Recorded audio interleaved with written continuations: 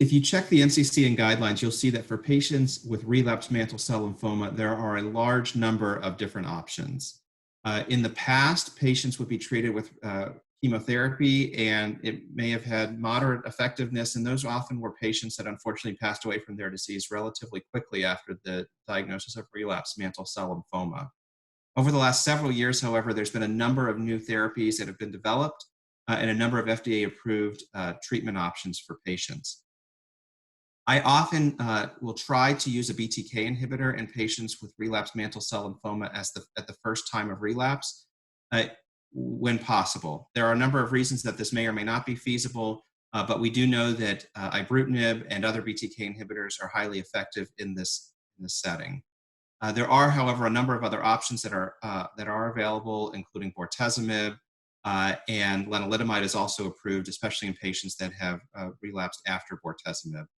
So again, there's a number of different therapy options. It really depends on the patient in front of you and their comorbidities and their goals. So one example may be that a patient may not be interested in continuous therapy. And in those cases, even retreating a patient with chemotherapy like bendamustine rituximab may also be very effective.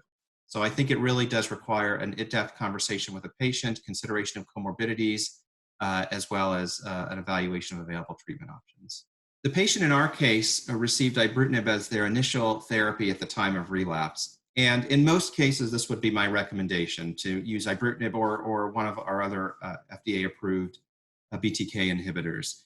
We know from a number of different studies that use of ibrutinib earlier on in the course of treatment tends to be associated with an improved progression-free survival compared to its use later on in the course of treatment. In addition, fortunately, ibrutinib is generally a well-tolerated regimen, and although there are some known toxicities that we counsel patients about, most people can be expected to tolerate therapy quite well and to remain on treatment for quite some time. And compared to the other available options in the relapse setting, it tends to compare very favorably. So I think ibrutinib certainly makes sense in this case. I will say that although this patient responded beautifully and had a complete response, that isn't always the case in patients who receive ibrutinib. In many cases, there will be an excellent response, but there still may be some residual adenopathy.